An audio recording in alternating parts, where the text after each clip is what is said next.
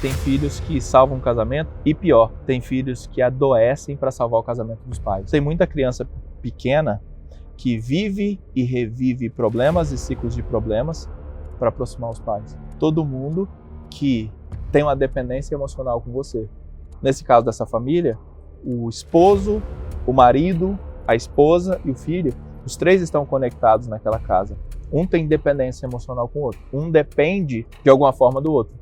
Então o que acontece com o filho pequeno, interfere nos dois. O que acontece com a mulher, interfere no filho pequeno e no marido. O que acontece com o marido, interfere com a esposa. Então sim, eles estão conectados. Ramon, você acha que quando chega um filho, ele pode salvar um casamento? Infelizmente, pode. Pode? Pode. Por que infelizmente?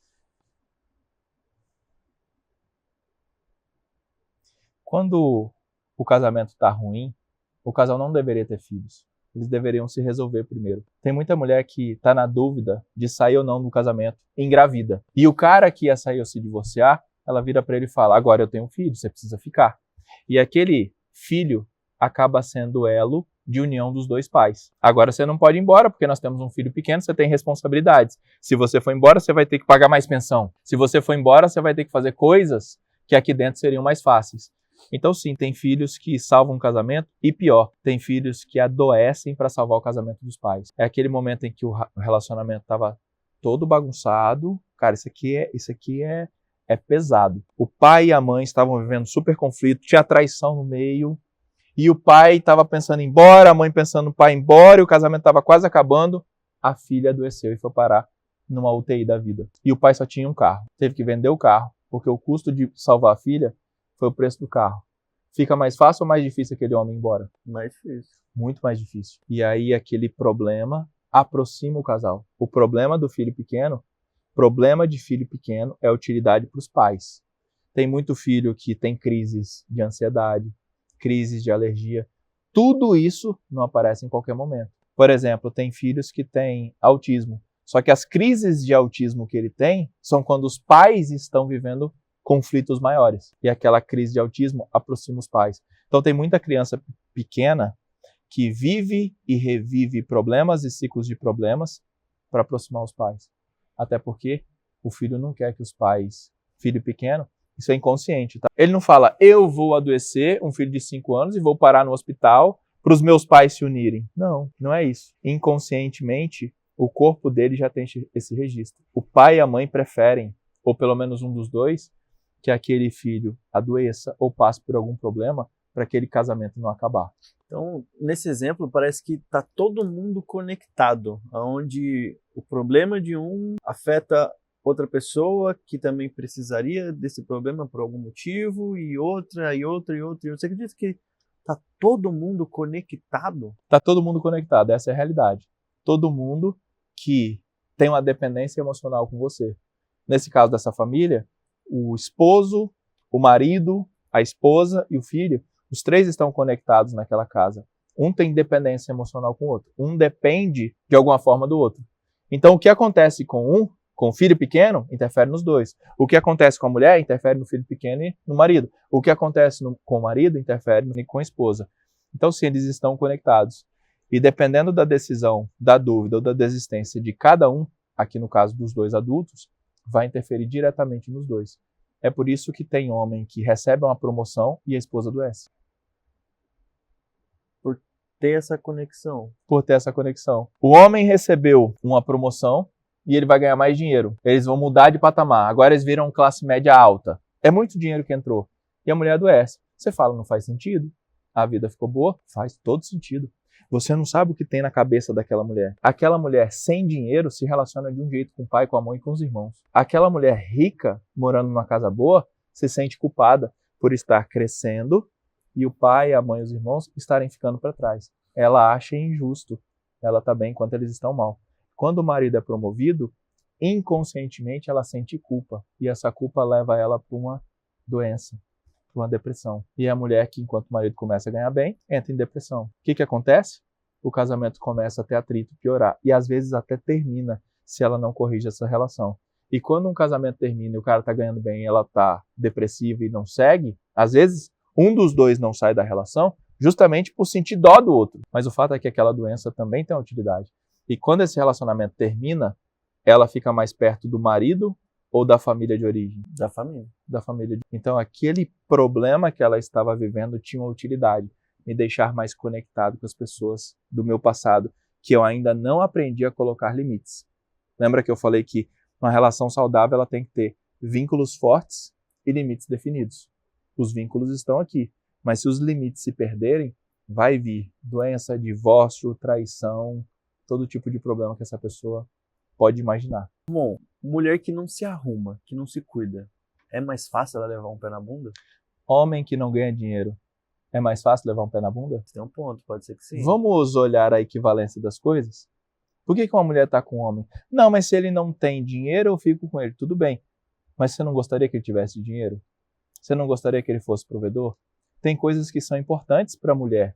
Do mesmo jeito, tem coisas que são importantes para o homem. O homem se sente mal, ou deveria se sentir mal por estar ganhando pouco. Se o homem está ganhando menos dinheiro que a mulher dele, ou ganhando pouco, ele deveria se sentir mal. Se ele não estiver sentindo, tem alguma coisa errada. Quando a gente olha para o outro lado, é a mesma coisa. Se aquela mulher não se arruma, ou se sente bem em não se arrumar, tem alguma coisa errada aí. E a mulher que não se arruma, vamos lá, se algo é importante para a minha parceira e eu não estou fazendo, eu estou me aproximando ou me distanciando dela?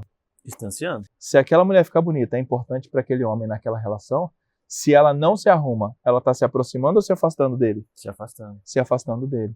Então, quando a mulher não se arruma, ela está mandando um sinal naquela relação. E até tem mulher que não se arruma fora de relação. E ela fala, nenhum homem olha para mim. Tá, você está se escondendo. Você está se escondendo tanto que você está entrando numa caverna. Você está se enfeiando para nenhum homem. Você está se enfeiando para nenhum homem olhar para você. Porque tem mulher que diz, nenhum homem olha para mim. A verdade é, o medo dela é, vai que algum olha. Porque se no passado algum homem olhou, foi ruim, doeu. Se algum homem olhar agora, o que eu vou dizer? Pode ser que aconteça a mesma coisa de novo. Pode ser que aconteça a mesma coisa de novo. Então eu prefiro que não olhem. Para não olharem, eu nem vou me produzir, eu nem vou me maquiar. Ou ainda, como você disse, eu vou, entre aspas, me enfeiar aqui, para os homens se afastarem de mim. Porque um homem meia boca aceita qualquer tipo de mulher. Agora, um homem de valor, ele tem algumas exigências. E a mulher se cuidar, a mulher ter uma autoestima boa é importante para ele. E uma mulher que não se cuida, ela está mostrando que a autoestima dela está afetada. E um homem de valor, ele não vai querer essa mulher. Não por mal. Pô, mas o cara está se resolvendo todo aqui. Do mesmo jeito que uma mulher que está bem, não vai querer um cara lascado. Não faz sentido. Era isso que eu ia falar, você faz o mesmo exemplo para o homem. É o mesmo exemplo. É a mesma coisa de um lado para o outro. Um que está bagunçado aqui, vai aceitar um bagunçado do lado de cá. Um que está bem do lado de cá, não vai querer um bagunçado do lado de cá. É a régua de equivalência. Se esse cara ganhar mais dinheiro, ele possivelmente vai querer outro tipo de mulher. Se esse cara crescer na vida, mudar a postura, ganhar mais dinheiro, ele vai convidar essa mulher para se arrumar, para ser uma mulher compatível com a vida que ela gostaria de ter. Ou, na verdade, com o tipo de mulher que ele gostaria de ter do lado dela. Do mesmo jeito da mulher. Quando a mulher começa a crescer, ela desafia o homem para ter um homem compatível com o tipo de homem que ela quer ter, porque ela mudou. O homem é a mesma coisa. Então nós não podemos ser hipócritas. Um homem gosta de uma mulher bonita, cuidada, cheirosa e de uma mulher que traga doçura para ele. Nossa, mas está pedindo demais. Não, a mulher pode exigir também. Quando o homem entrega a mulher, também pode exigir. Um homem provedor, protetor, companheiro e disponível para ela. Aí é a régua de equivalência. Você só não pode exigir aquilo que você não entrega. Não adianta exigir um tipo de homem quando a mulher tem um comportamento que combina com outro tipo de homem. Do mesmo jeito, o homem. Não adianta exigir um tipo de vida quando o comportamento que ele mostra combina com outro tipo de vida. Nunca reclame da vida que você nunca quis ter e nunca se propôs a estar disponível o suficiente para fazer acontecer. O que um homem mais valoriza numa mulher? A doçura. A doçura? A doçura. Como assim a doçura? Existem várias características que são importantes para um homem, mas uma mulher doce é uma exigência de um homem de valor. É a mulher que ela sabe fazer um carinho, é a mulher que sabe ser delicada. Homem de verdade, homem. Não estou falando do banana, não estou falando do mala, não estou falando do filho da mamãe. Homem de valor, ele valoriza a doçura de uma mulher, a fragilidade, a sensibilidade. Sabe por quê? Por quê? Porque ele se sente importante quando ele é útil para ela. Então, quando a mulher é frágil, frágil no sentido de, não Feminina. de fraca, de feminina, de sensibilidade, de doce, ele vê aquela mulher, é tipo a donzela em apuros, parece bobo, mas o homem se enche quando ele vai lá e abre a latinha, a garrafa para a mulher dele. Ele fala, eu sou poderoso. Essa mulher não vive sem mim. E uma mulher inteligente, ela já entendeu isso. E ela consegue ter o que ela quiser de um homem, não pela pressão que ela coloca nele, e nem pela competitividade, mas sim pela doçura. Porque quando um homem vê uma mulher do outro lado enfiando o dedo na cara dele, sabe o que ele pensa inconscientemente? Não. Se a sua mulher botar o dedo na sua cara, você vai pensar que ela é um homem. Você vai tratar ela como um homem. Você vai começar a competir. Porque o homem, quando ele é ameaçado, ele ou vai embora. É por isso que o homem, no meio da briga e da confusão, ele sai de casa. Ou ele arruma uma briga grande demais. Então, nessa hora, a mulher que sabe usar a doçura, ela consegue o que ela quiser do homem. Cara, é quase impossível negar um pedido feito por uma mulher de maneira doce. Se a sua namorada chegar para você e fizer um pedido assim, meu amor, tem algo que é tão importante para mim, eu não sei se a gente vai conseguir fazer ou se a gente pode. Você acha que a gente conseguiria fazer isso aqui? Te desarmou. Um pedido feito com doçura para uma mulher desarma um homem. Agora a mulher que vira e bota o dedo na sua cara e diz, eu já te falei que... E você já se armou. Verdade ou mentira? Total verdade. A mulher que entende isso, ela tem o que ela quiser de qualquer homem. Esse é o segredo para conseguir qualquer coisa de um homem. Esse é um segredo infalível para a mulher conseguir o que ela quiser de qualquer homem.